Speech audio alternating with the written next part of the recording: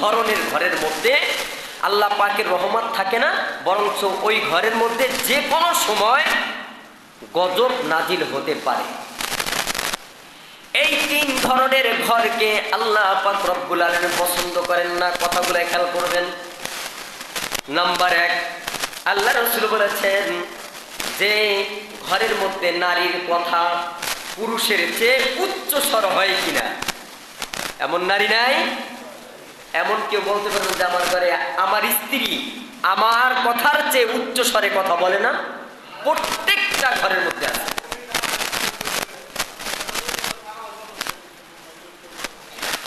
মা বোনেরা, কথাগুলো খেয়াল রাখতে হবে। আল্লাহ রাসূল বলছেন এই কাজগুলি যাদের মধ্যে, যেই ঘরের মধ্যে থাকবে, ওই ঘরের মধ্যে যে কোনো সময় কি নাজিল হবে? গজব নাজিল হবে। ভালো না খারাপ? খারাপ কথা।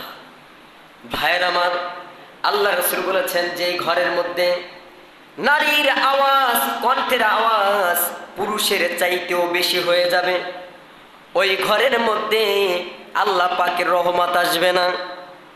আল্লাহ পাকের রহমত আসবে না, বরঞ্চ 70,000 ফেরেশতা ওই ঘরের জন্য লানত বর্ষিত করতে থাকে, লানত পাঠাইতে থাকে। বলে নাউজুবিল্লাহ। এই জন্য নারীদের তো এমনি অনেক কঠিন, কারণ তারা হচ্ছেন পর্দাশীল। তারা কথা বলবে একদম ছোট ছোট করে। কি করে? ছোট আকারে কথা বলবে, বড় আকারের কথা বলতে পারবে না। হাদিসটা আমার, কথাটা কার? রাসূলের। মানবেন না? মা বোনেরা মানবে না?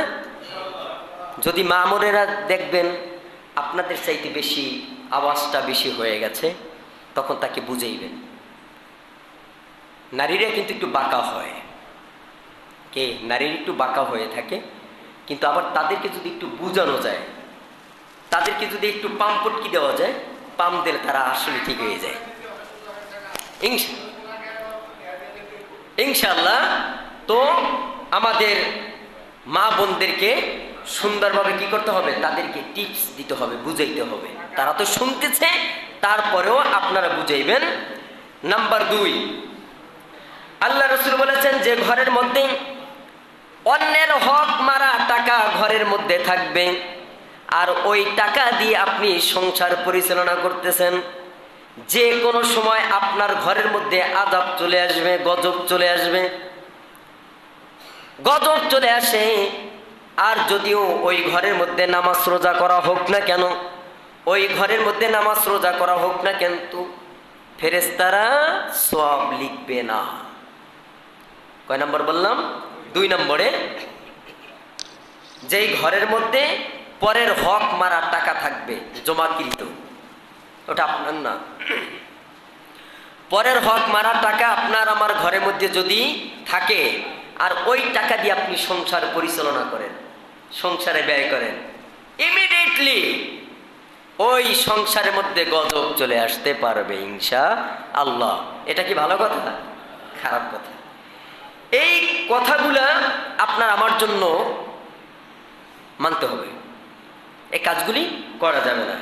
আমার ভাইয়েরা, বন্ধুরা আমার, আল্লাহ রাসূল আরো বলেছেন যে ঘরের মধ্যে, হযরত জিবরিল আলাইহিস সালাতু ওয়াস সালাম বলেন, যে ঘরের মানুষেরা মেহমান দেখলে কপাল গুছায় কিনা, মেহমান দেখলে কি যে কষ্ট করে, এই আযাব আইছে, এই সমস্যা। আল্লাহ রাসূলের এই যে জিবরিল আলাইহিস সালাতু ওয়াস সালাম লাস্টে 3 নম্বর কথাটা বলছেন, যেই ঘরের মানুষেরা মেহমান দেখলে অখুশি হয়, খুশি থাকে না, অথচ আল্লাহ রাসূল মেহমানদেরকে পছন্দ করতেন, মেহমানদেরকে পছন্দ করতেন, মেহমানদেরকে তাজিম করতেন, এবং সেই মেহমানদেরকে আগাই দিতেন। সুবহানাল্লাহ বলতেন না? এটা রাসূলের হাদিস, রাসূলের আদর্শ। এগুলো আমাদের মানতে হবে না ভাইয়ের আমার? যে আল্লাহ রাসূল বলছেন, এই কথাটা জিবরিল আলাইহিস সালাতু ওয়াস সালাম বললেন, যারা মেহমান দেখলে অখুশি হয়, তাদের উপর, ওই ঘরের উপরও লানত বর্ষিত হয়। যদিও ওই ঘরে ইবাদত বন্দি করা হোক না কেন, ইবাদত বন্দিকে নামাজ রোজা করা হোক না কেন, কিন্তু ফেরেশতারা নেকি লেখে না। এখন ভাইয়েরা, 3টা টিপস দিলাম। এই 3টা টিপস আমাদের সবার ঘরে। আমি যে ইমাম, আমি যে বাদ দিছি তা নয়, আমার ঘরেও আছে, সবার ঘরের মধ্যে আছে কি নাই? মেহমান দেখলে যারা এই কপাল ঘুচায়, মেহমান দেখলে বিরক্ত বোধ করে, ওই ঘরের মধ্যে রহমত আসে না, ও ঘরের মধ্যে রহমত থাকবে না। আর মেহমান দেখলে আমরা তাজিম করব, কদর করব ইনশাআল্লাহ। ভাইয়ের আমার, বন্ধুর আমার, আল্লাহ পাক রব্বুল আলামিন এই পবিত্র কোরআন থেকে যে কথা বললাম, এই পবিত্র কোরআনের উপর আমাদের সকলকে আমল করার মতো যেন তৌফিক দান করেন। চিল্লায় বলেন আমিন।